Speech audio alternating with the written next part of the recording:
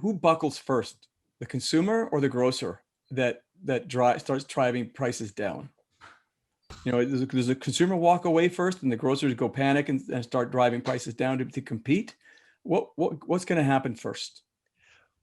Well, I mean, the easy answer for you, George, over the last, I would say, decade has been the grocer, because they've been bullying the supply chain for a very long time.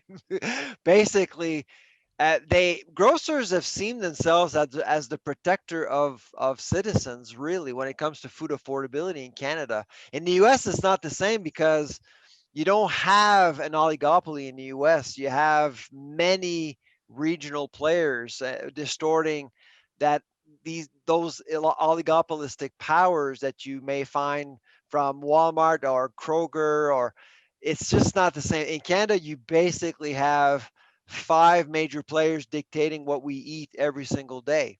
And so to get coordinated it's a very easy thing to do. So what has happened in the last 5-10 years, if Walmart was asked by, say, I don't know, General Mills, that they need to pay 10% more for their cereal or whatever they're trying to sell, they'll say, no way. And by the way, I need to charge you more fees because you're doing business with me. And if you don't deliver on time, I'll penalize you for it. And so Walmart was doing the bulldozing, and in behind them was Loblaw, Metro, and everyone else. That was going on and it got worse with COVID, which surprised me. I actually thought at the very beginning of COVID, people were working together. There was some harmony. They were helping each other out. Suppliers were helping grocers. It was really from March to May, I would say it was beautiful. But in June, boom, Walmart comes in with new fees, Loblaw comes in with new fees, and that's when hell broke loose. And that's why it became this supply chain bullying situation became so public. It was out in the media, and frankly, George, I was shocked, completely shocked that it went to media, because it's such a unsexy, complicated topic for Canadians to understand, but it was out there and people got engaged. And so Walmart and Costco, not Costco, but Loblaws had to listen. And that's why we're having this discussion around the code of conduct. Well, and Michael Medline and Sobeys, either through pure doing good or brilliant strategy, knowing what's PR, coming PR. down the pipe, right? Let's get ahead of it. But that's done wonders, I think, to move this forward, to have someone of that size. Michael Medline was brilliant because he broke ranks. Okay, let's be honest here. But he knew what he was doing. He's number two. As retailers entered the lockdown in March 2020, a small, diverse group of Canadian thought leaders gathered to virtually speculate, collaborate, and share their insights on the waves of disruption facing retailers. The Business of Retail podcast emerged as an unflinching strategic alternative to the conventional discourse, revealing challenges in the headlines and exploring new, unconventional paths for all facets of the retail industry. Now, here's the panel. Welcome to the Business of Retail. We have a returning speaker with Dr. Sylvain Charlebois, a food professor. If you want to find out a lot more about Sylvain, go back to episode 19, where we started off looking at food generally. We focused into food service. This time we're going to start at food and try and focus into food retail, and particularly looking at what's happening as we approach a post-pandemic era. What are the big trends, and what are the interesting developments that may either help grocers and big food along, or actually stand in its way as a major obstacle for the industry to overcome. So I think it'd be helpful just to perhaps just get a snapshot of where we are with Sylvain, and we just start to beat a path towards what the future might look like. Yeah, no, thank you for inviting me again. I really enjoyed our last session together. So when you invited me back, I said absolutely. But we need to focus on one area, and I think all of us wanted to focus more on on retail for obvious reasons. Last year was a bit of a party for grocers. It was easy money. Business came in all of a sudden. Of course, there were some disruptions that needed to be addressed. Obviously, with the pressure coming from the outside, walking in, food service being closed for a while, grocers had to really manage that shock, and they did very well. Sales went up dramatically, but since the start of 2021, there's a bit of a different normal that is happening affecting grocers, and there's a couple of headwinds that I think we need to underscore. One, well, service is back. Obviously, restaurants are playing a much larger role in the economy. Before COVID, 35% of our money on food, our food money, was actually spent in service. That went down to 9%. Now it's up to about 29%. And so we're seeing really a sector recovering from last April of 2020. It was really devastating, but they'll be back, and we are expecting that 35% threshold to be reached by probably mid to end of 2022. The other headwind is our food prices. I mean, costs are going up. Before COVID, operating a grocery store was much cheaper for a few reasons. One, the cleanliness of stores wasn't really the same, so you need more support equipment, more labor probably. The other issue, of course, is labor itself, the costs and salaries. Salaries are going up in the sector. There's grocers are under tremendous pressure to raise wages, and the average grocery store will employ somewhere between 80 to 100 people. If you raise salaries by, say, $1 or $2 an hour, which is kind of what's going on in some parts, that really impacts the bottom line of a grocery store, which typically would manage a margin of a net margin of anywhere between 1 to 1.5%, which is not a whole lot. And the other thing, of course, is the cost of food itself. If you see at the meat counter prices going up by 5, 7, 10%, not all of it goes into the pockets of grocery stores. They are actually paying more. It's impacting food services, but it's also impacting retail. The difference this time around compared to past years is that food inflation is actually impacting everything. And I'll give you one example: peanut butter. Peanut butter in Canada has been priced pretty much the same in the last 20 years.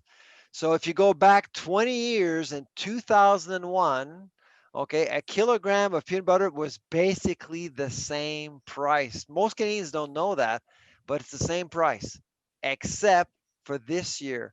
Peanut butter has gone up by 6% in Canada.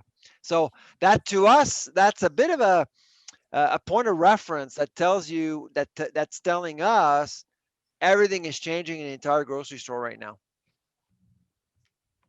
So digging under that, what is the source of the inflation? Is it that there's an inherent cost to supply chain with it being so disrupted last year that that there's an effort made to get new sources and to aggregate maybe smaller supply, or is there an inherent cost to the actual producers themselves that's going up?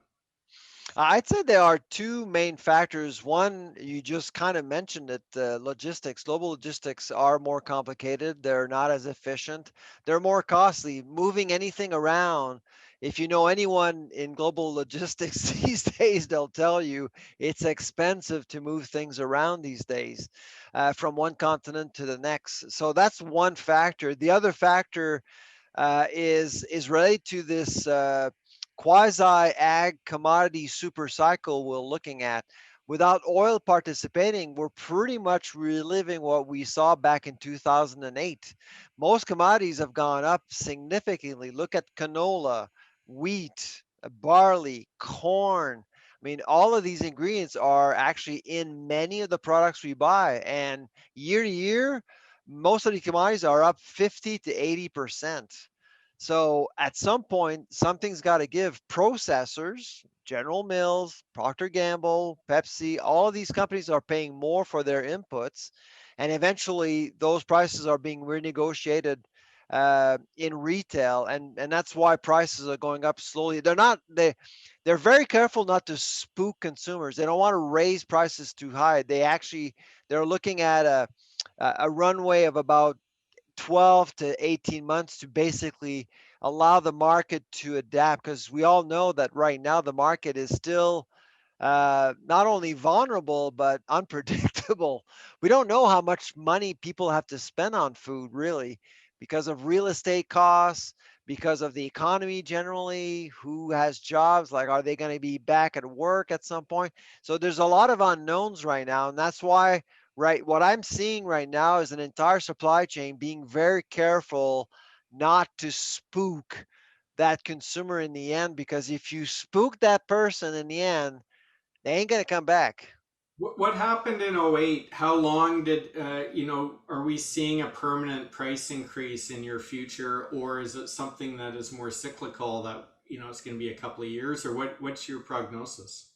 Yeah, if you recall, in 2008, that was the year when the barrel of oil was worth $147 US. Do you remember that? It was really unbelievable. And and just like a little over 12 months ago, the barrel of oil was worth minus 37 US dollars. So, but back in 2008, everything was exploding. In those days, mutual funds, hedge funds, we're all looking at they were looking for higher yields, and and people were talking about the food to fuel debate with ethanol, if you remember, because oil was so expensive, it just drove people towards commodities, and look at commodity as a good source of fuel. And that really brought, let's say, a bushel of wheat at $9 US, which is still the record. And that affected the entire ethos of ag commodities in those days. Today, it's not the same thing, and it's not as pronounced, but still commodity prices are way up. So if farmers have enough moisture and can grow stuff, except like in BC where it's plus 20,000 degrees, if you actually have, if you're not dealing with a heat wave and you have moisture, you'll be making money as a farmer. But for the rest of us, it's going to be a little bit tougher. Do you think that because of you wrote an article, I don't know, a month ago, or released an article about a month, 6 weeks ago, about the almost imbalance between our own in-country processing capability or capacity versus the US. And I think the figure that I stuck in my mind, it was they've got like 26 times the processing capacity than we have in Canada. Normally it's 10 to 1, Yep. tend to be a generic thing. Is part of the inflationary pressure. We make the stuff and then we add transport in it to get it to a processing plant. We pay somebody to process it, transport it back into Canada, and we wonder why, is that an inflationary impact? And should we really, as an industry, be looking to support more local production, so it's local to market and local to maybe the source, so that we truncate that instead of going back, south of the border and north of the border, etc. We tend to perhaps look at an east to west kind of dimension to what we should be thinking about. Oh, absolutely, Gary. I mean, the less you can control processing, the more your entire chain is vulnerable to inflation. There's no doubt, because there are currencies at play. There's logistics, of course, and there's a lot of things you just can't control as a company. So or as a country, if you don't really control that centerpiece, that very important strategic centerpiece, which is called processing, everything else is more complicated. But I'll give you one example of how the US has done so well in processing versus Canada the last 10 years. So in the last 10 years in the US, okay, we've seen over 4,000 brand new food processing facilities being built. 4,000 in the last decade. In Canada, during that same time, about 4,000. So you see that the priority is completely different in the US, and and that's why in food processing, the US does very well, adding value to its own commodities, exporting, creating wealth for the ag sector. And of course, grocers in the end are in better shape because they don't really see their prices fluctuate all that much, except for produce. Produce is always an exception. But overall, when you look at the entire grocery store, like except maybe for dairy in the US compared to Canada's dairy sector is very stable, but overall prices are quite stable in the US. You know, that was we were speaking to Arlene Dickinson recently on the podcast, and her new venture park, which is reassembling her different components of businesses, venture cap and marketing support. She's doubling down on Canadian food innovators, and that was one of her big messages: is we need to really build up our own ability. I think, as she would put it, to do pure farm to table as opposed to farm to a processor offshore back to our table. Um, but I'm thinking, you know, if I'm a CEO listening to what you're talking about right now, then I'm probably listening mostly to my CFO around anything from exchange rate risk to any other kind of risk mitigation play that you need to put in with the commodity pricing that's fluctuating. And then I suppose my head of supply chain, which is how do we make sure we've got a more resilient supply chain that probably is still going to be, I'm guessing, Gary, still disrupted for a little while to come. I'm not hearing anything's solved right now. Is that a fair assessment? I absolutely. I mean, I'm a big believer in trades, but I'm also a big believer in smart trades too. It's hard to create wealth when you're only exporting frozen pork and cattle and wheat. I mean, we have to become more strategic about our focus to trades internationally. I mean, here we are in Canada talking about food security. We have so much to offer to the world. Going back to the Barton report, which was actually tabled more than 5 years ago, I think. In the Barton report, it mentions that Canada should be exporting well over $85 billion worth of agri-food products. You can't do that by exporting just bushels of wheat. You just can't do it. You have to think strategically about exports. And right now, we're basically at a quarter of that. We have so much potential. And the only way to do it is by building capacity around processing. Which is why I'm very, very supportive and hopeful when I see a super cluster like Proteins Industries Canada out west.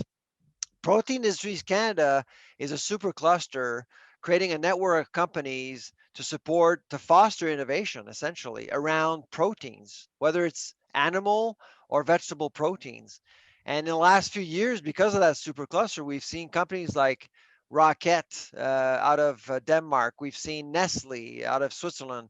Many companies have actually invested in the region because they want to process more proteins in Canada. We have seen superclusters work very well in Canada. Uh, in fact, actually, I think the best one, the most successful supercluster we actually have in this country is run by a grocer. It's called President's Choice. President's Choice is by far, in my view, the best supercluster we have in the food space. The problem with President's Choice, it is a closed system and it's a private one only to benefit one company. So we need to recreate that model to support either other commodities or other I would say networks of companies.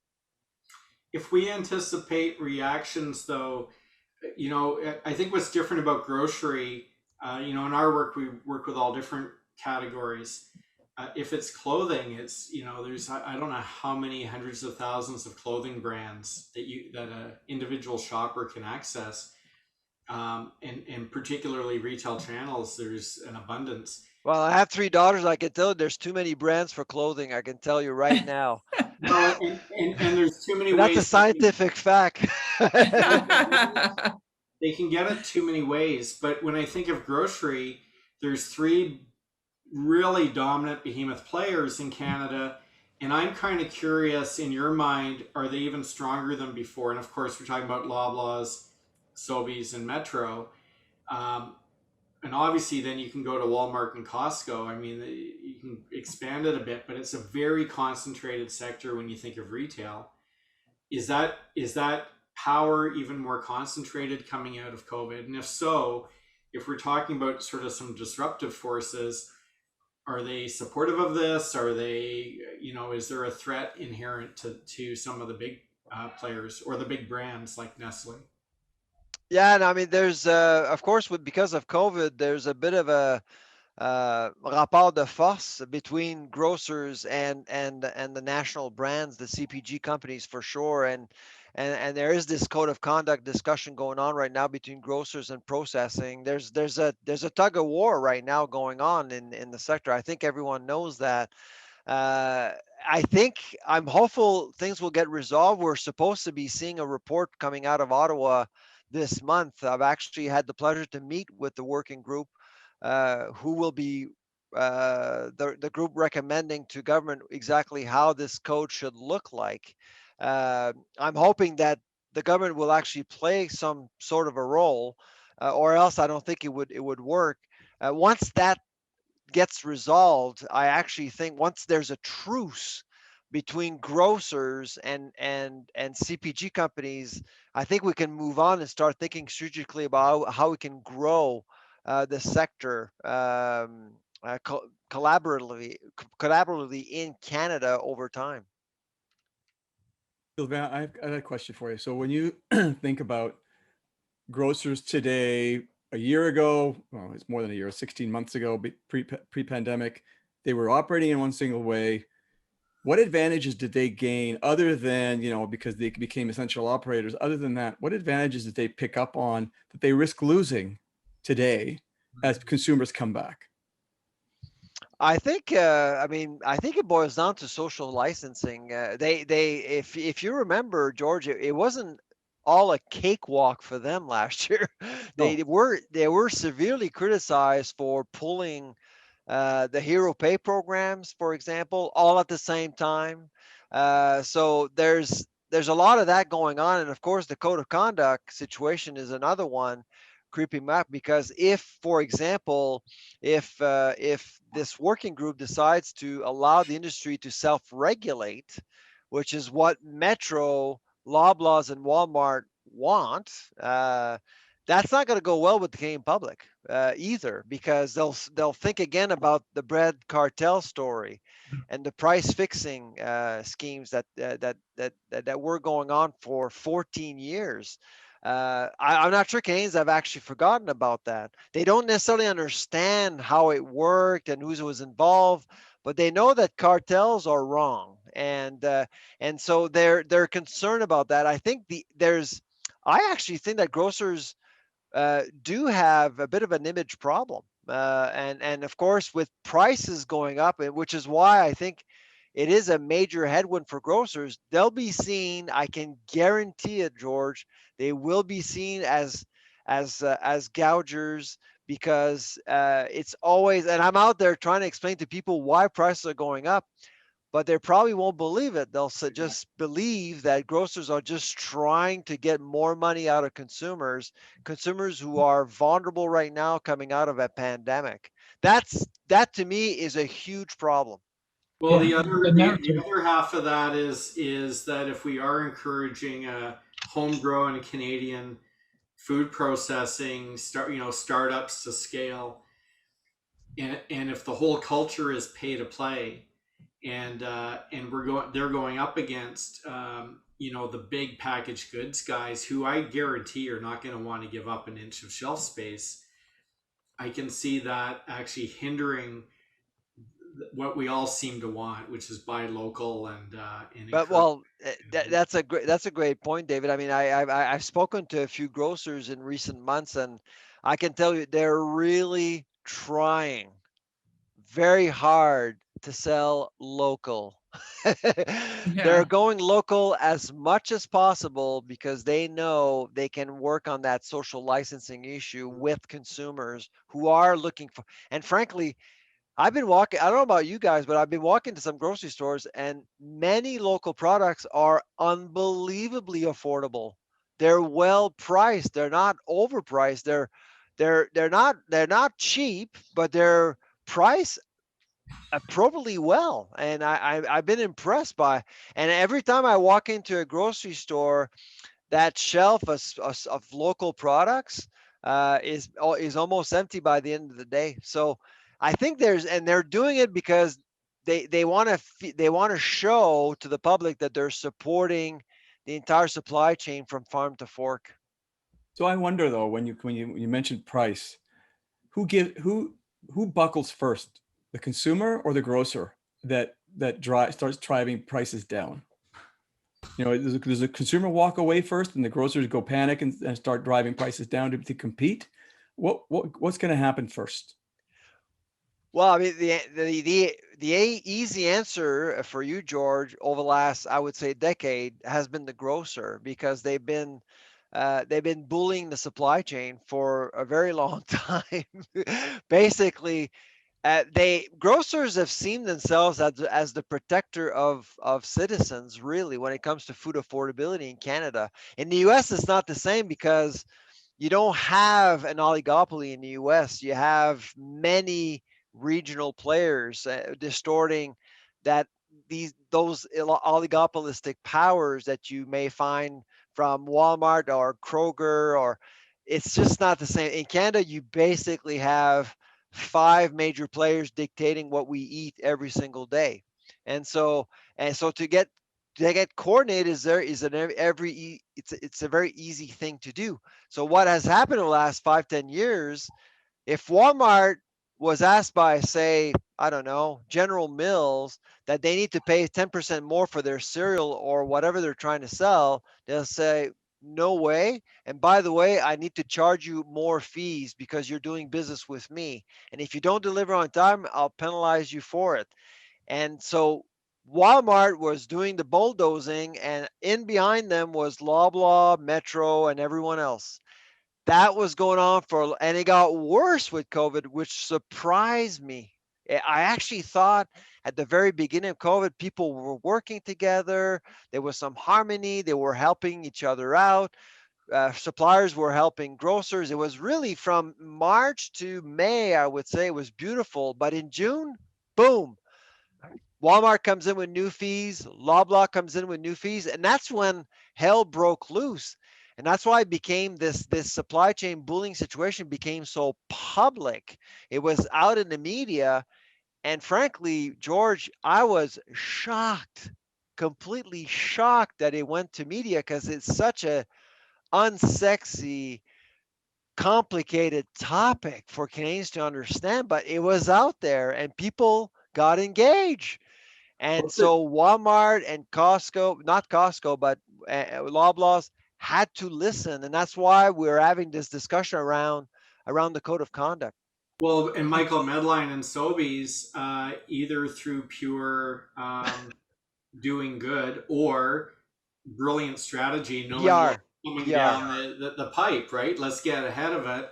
But that's done wonders, I think, to move this forward, to have someone of that size. Michael Medline was brilliant because he broke ranks. Okay, let's be honest here. But he knew what he was doing. He's number two. He's not number one. He's number two. And of course, when you're number two, well, number one is typically not your friend. And I know you're recording this, and I don't care. They know what I think. And so it's competition, right? And so Sobeys and Michael, they're always trying to find ways to be a good player. And frankly, over the last 5 years, they've become the more conscious of the industry, to be honest. Before it was Loblaws for the longest, with Galen Weston trying to set out a food policy for Canada, investing millions of dollars with Ottawa, changing things, protecting Canadians with food safety.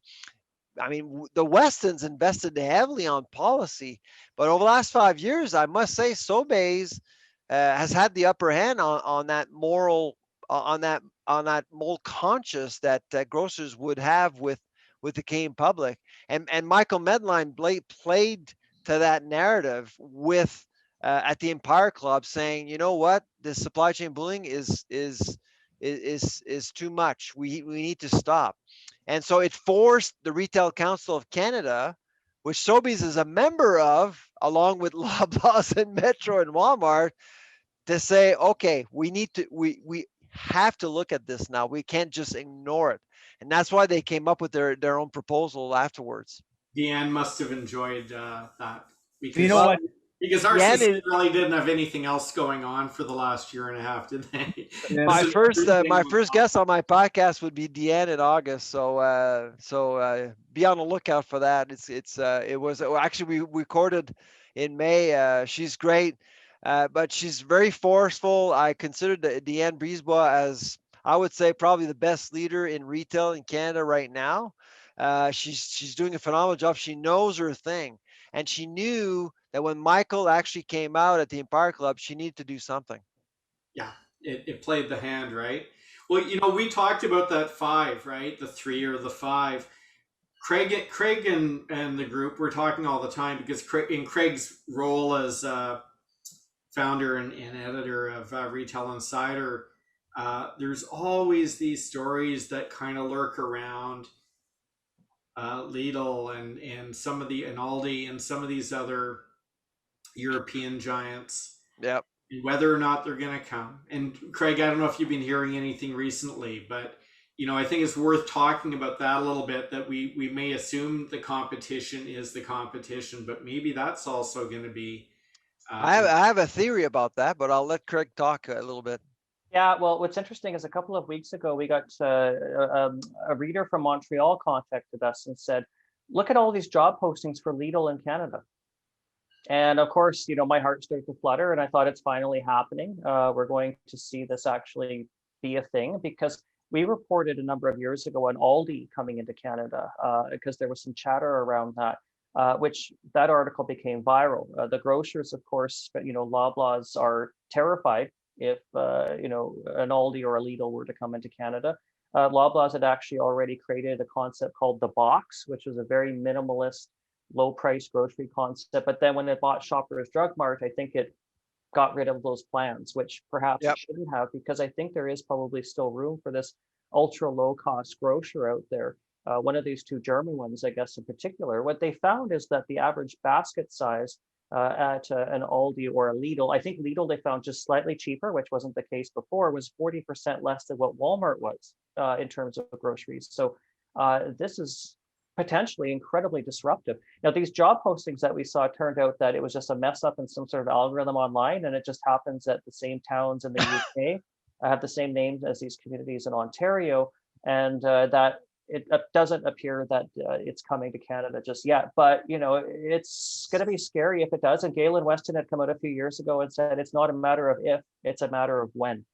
But I would say, guys, before you move on, just for people that don't know about Aldi and Lidl, it may be a lower price, but the quality is very high. Mm-hmm. So this is a real moment of dissonance. With a lot of organics, at least at Aldi, and that's quite shocking given the price point. I lived in Europe for a year, and I was a customer of both Lidl and Aldi. They're impressive retailers. I mean, there's no doubt, and they're both down south now, and we all know that they're looking at the Canadian market. But to be honest, the Canadian market is not overly attractive. That's why we have an oligopoly in Canada. Distribution costs are super high compared to the US. So they'll probably come in when they're ready. But I actually think that not enough attention is given to another player, a domestic player who actually will be looking for some major growth, and that player is called Couche-Tard.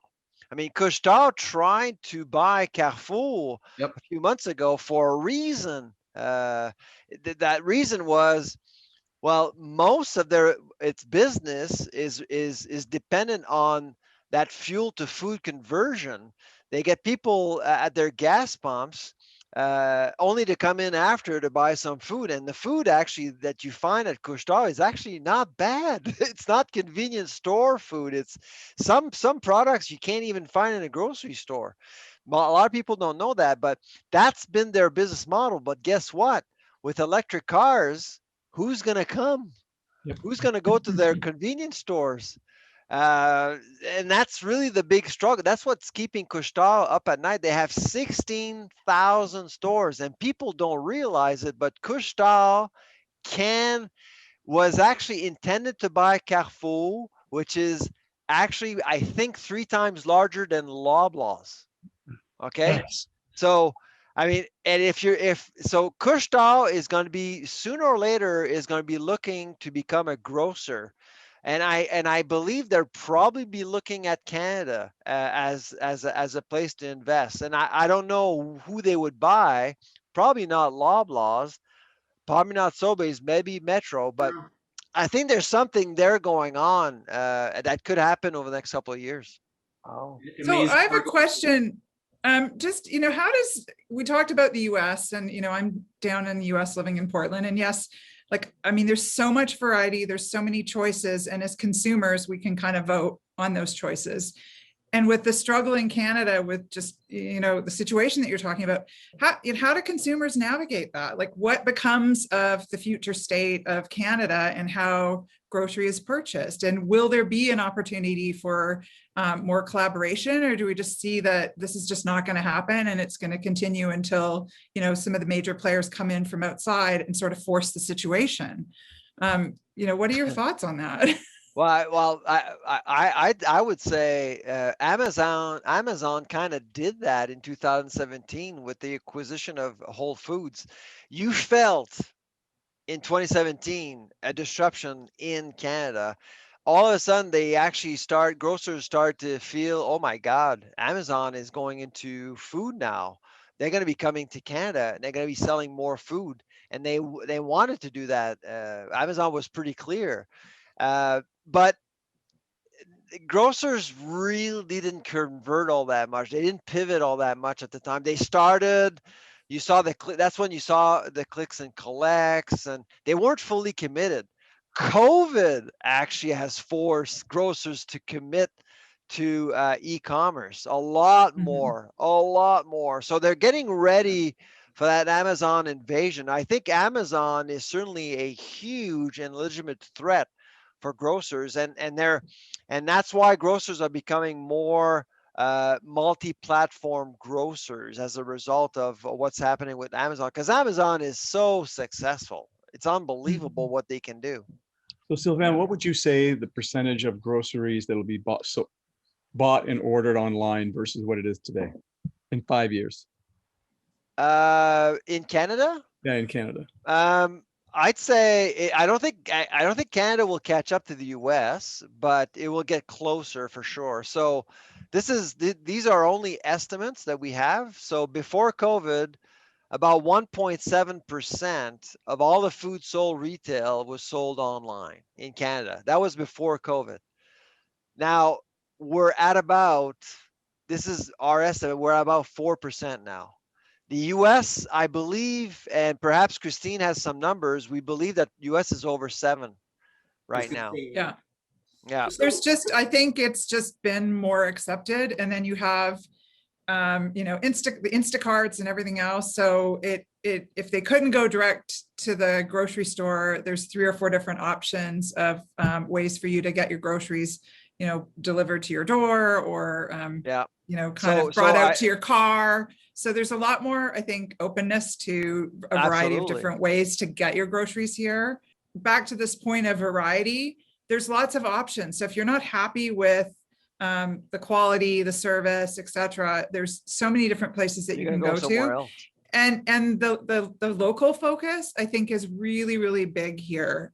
Everyone's really focused on it, trying to get as much product that they can from local sources. It's marketed and advertised a lot more, fresh fruits, meats, vegetables, etc. So, I mean, granted, the US is significantly larger than Canada, and so the ability to get that product is a little bit different, but I feel like there's just an embracing of a different paradigm here, where it's just, you know, we're shopping in different situations, we're getting our food in different places, and we're open to directly doing it online, to picking it up, to going back into the stores again to get our products. Yeah. So Absolutely. Yeah, What I a mean, wonderful- the cane market is, I think, severely underserved as a result of the oligopoly. And I don't want to take anything away from the grocers that we have in Canada, but there's lack of competition, basically. And I Yeah. think that Amazon is making them work harder for their business.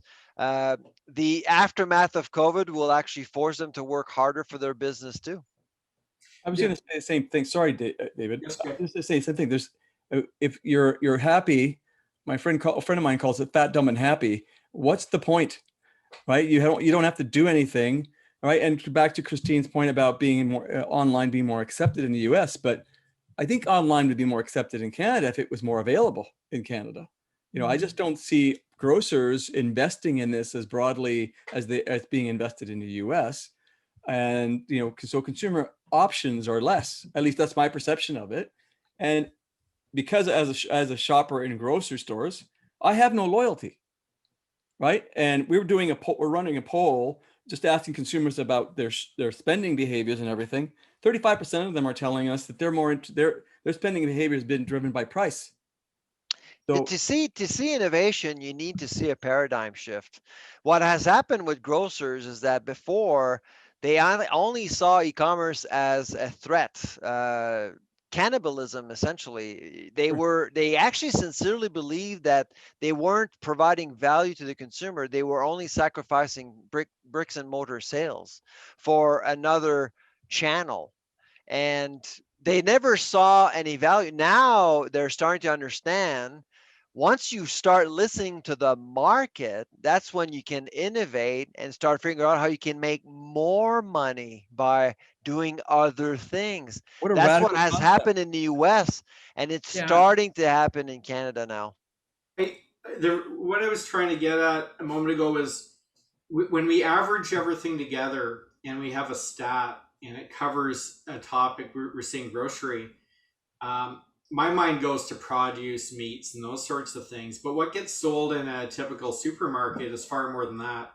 And so you got your paper towel, your cleaners, your consumables, right? So I wonder how much there's going to be a bifurcation of these two classes, at least. The foods that have a fresh aspect to them, are they going to be as in demand via e-com? I certainly think that what the pandemic taught us was to buy your weeklies that come in, your paper towels and such. You can just put that on a replenishment cycle.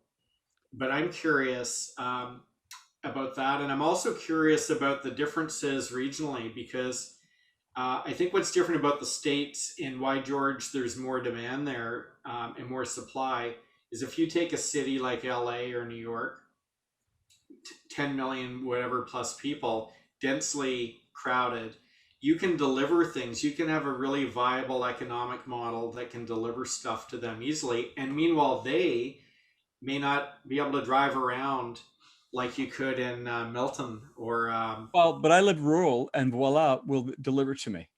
yeah. Yeah. But I'm going to tell you right now, like most people, like if you live in a community where you've got 3 functioning grocery stores all within a 10-minute drive and there's no traffic, at the end of the day, are you making a big convenience play there? But I certainly know, like when you looked at e-com, it was coming out of Seoul and Tokyo and places like that where it was solving real problems, you know? I must say, I'm quite concerned for grocery chains or grocery stores located in urban centers. Yeah. Really, I mean, there are a lot of problems on the horizon. One we talked about already, the workforce, people where they're going to be working. A lot of them will be working from home on a part-time, full-time basis.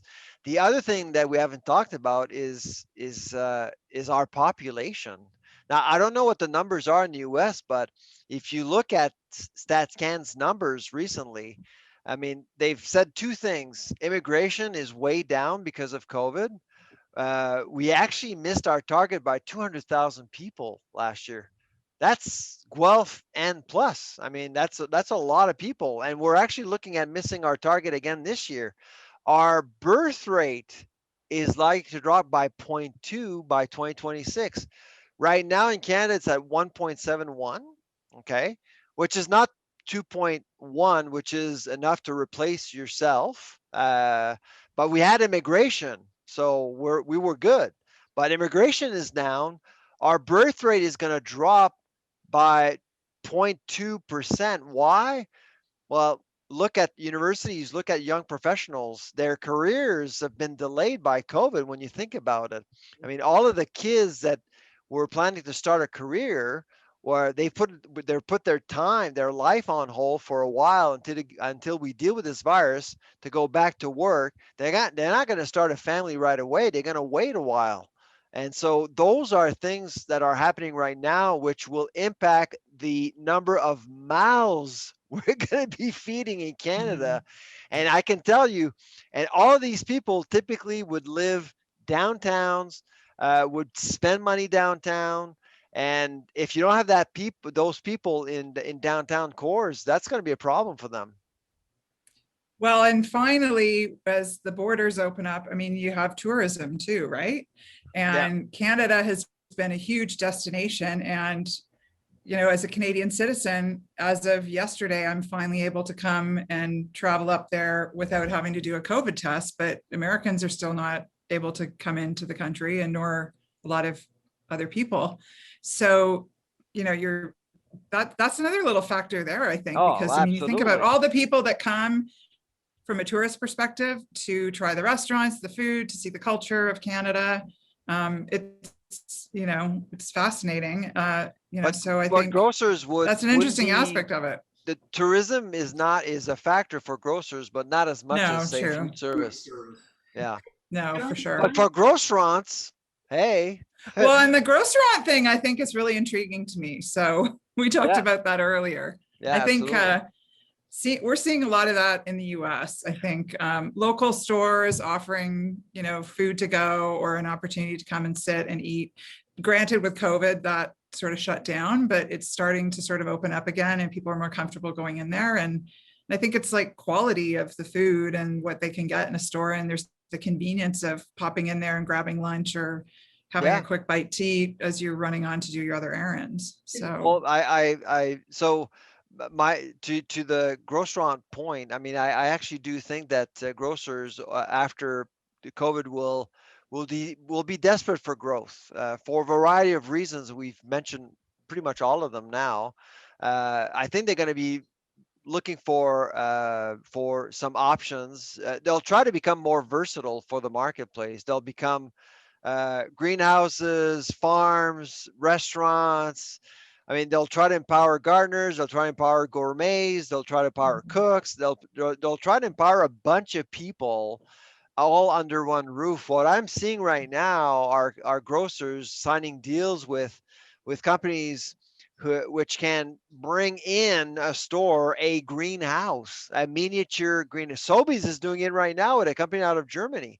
You can just walk in and buy your spices, your different products fresh, or you can buy the plant to bring home. So it's really fascinating what's happening. And what's more local than buying your own tomato plant at your grocery store? You know, it's and growing it, right? I mean, I've seen a lot of that here, where it's just it's flooded with people trying to do their own little gardens. Or there's a really cool company that you can grow lettuce and stuff in a pod, like it's a plastic pod that you can keep in your house, and you can grow fruits and vegetables and things like that. And there's a store. We were there just this afternoon with the family.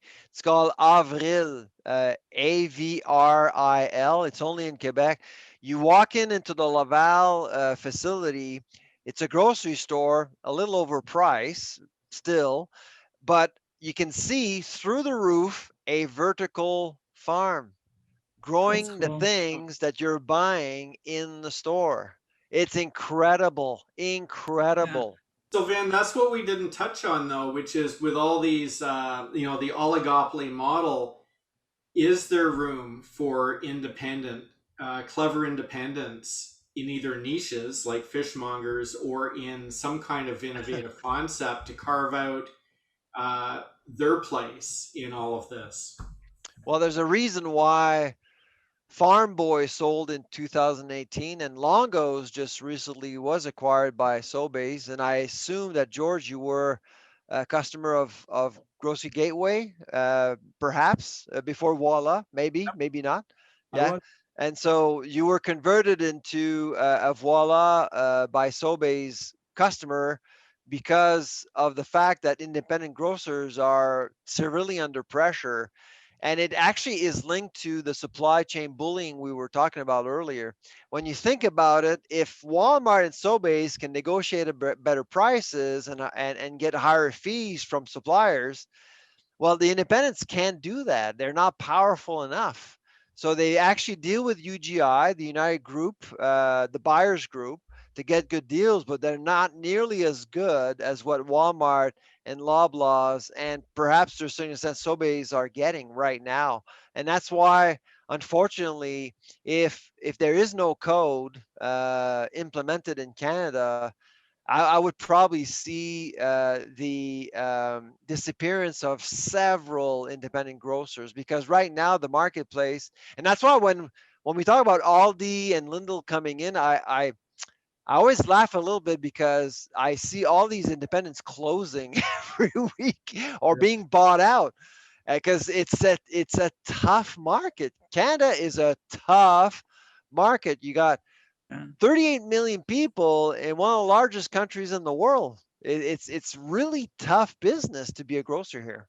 And I Oh, you know guess the what? number of people that want some fresh seafood, versus they'll settle, they have a family and they're busy and they'll take the frozen stuff from Loblaws. It's not enough maybe to make other options viable. Yeah. So I'm very concerned. I'm actually, you see, the thing about independent grocers, and a lot of Canadians, I think, underappreciate how valuable they are. Most of the innovation we've seen in the grocery business have come from independent grocers. Grocery Gateway, good example. I mean, in 2004, Longo's decided to invest in Grocery Gateway just to differentiate itself. And look at it, they were pioneers, and now they were bought up by Sobeys. Many products were given a shot by independents when other major chains were just not even looking. And Arlene Dickinson, with whom I actually work with District Ventures in Calgary, I used to fly in once in a while there before COVID to help startups there. Now I zoom in to talk to startups, but she actually believes in independence as well, very much.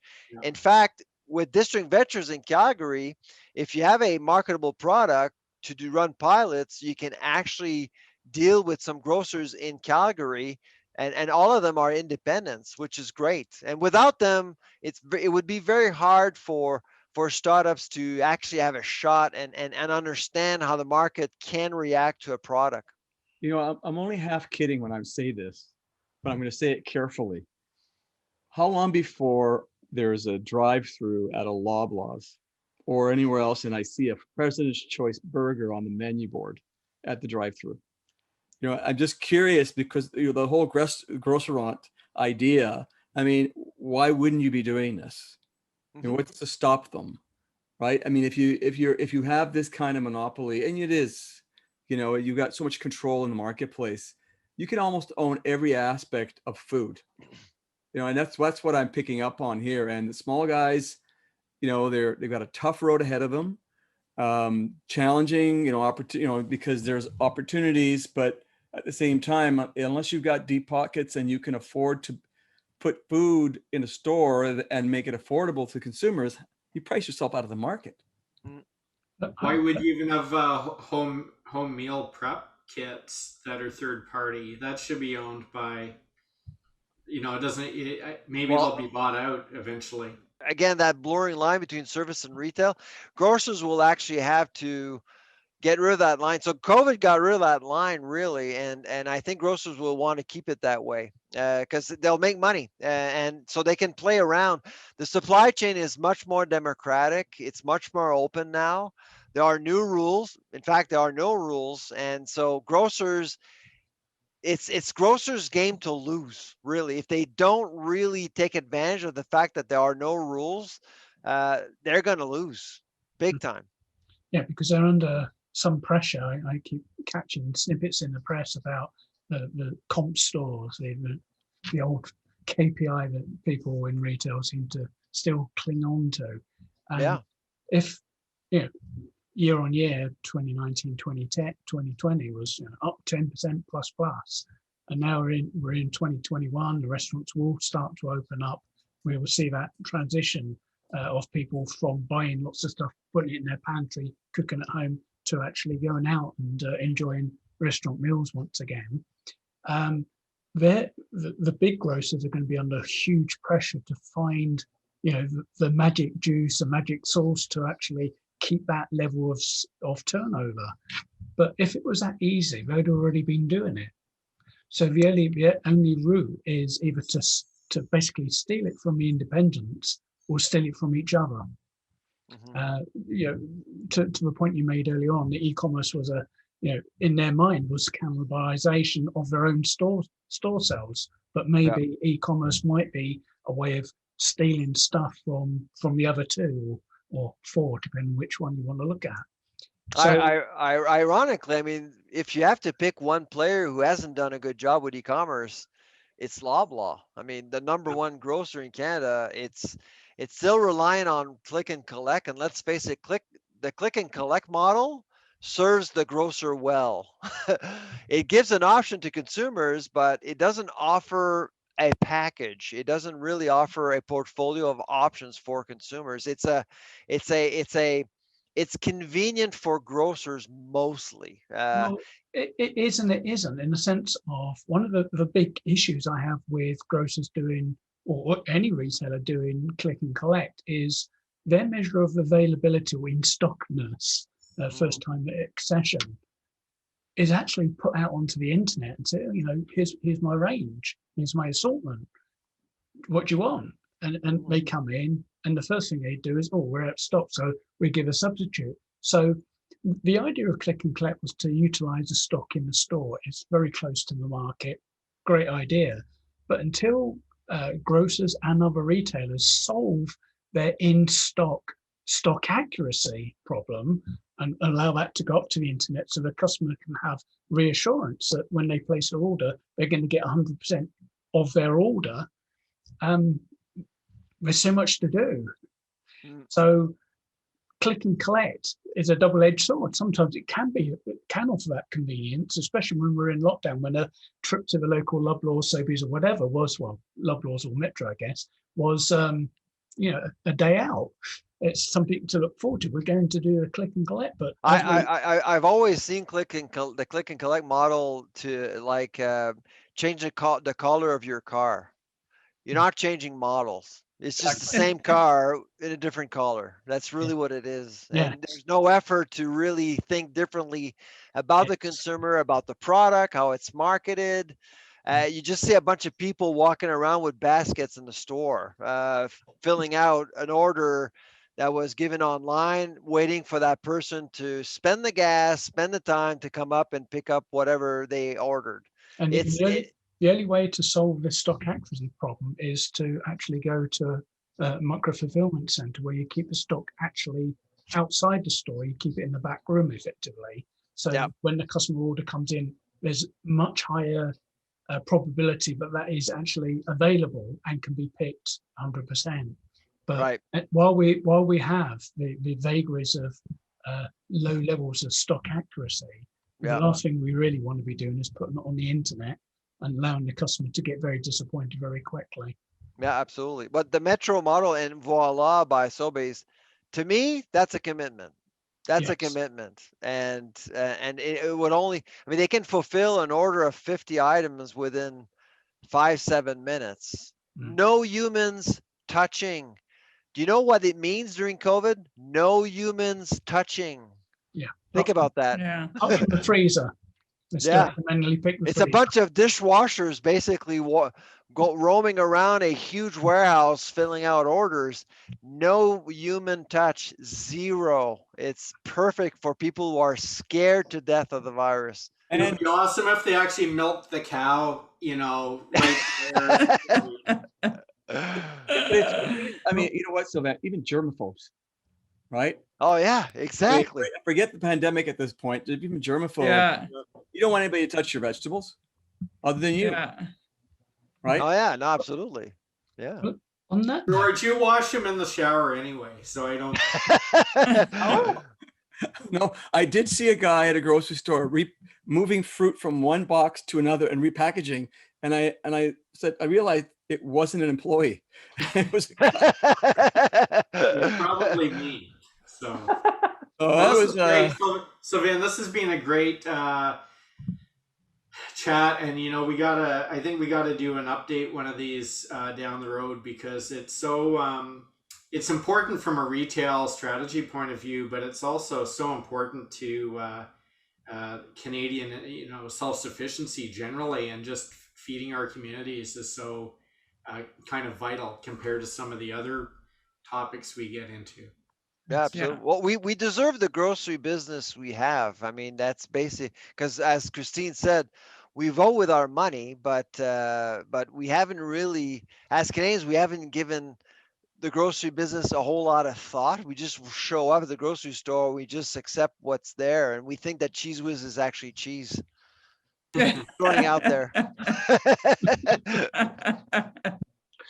on that note, I just want to kind of wrap this up and thank everybody for tuning in. So we have our special guest, Dr. Sylvain Charlebois, the food professor. We have David Ian Gray, Christine Cowan, Craig Patterson, George Minakakis, and Gary Newbury, me, wishing you all well. And make sure you sign on and subscribe to our channel on whichever podcast or video platform that you listen in to us. Don't miss an episode. They're brilliant. Thank you, everybody. You have been listening to the Business of Retail podcast, an unflinching strategic alternative to the conventional industry discourse. Thank you for joining us. For more information, please go to www.thebusinessofretail.ca.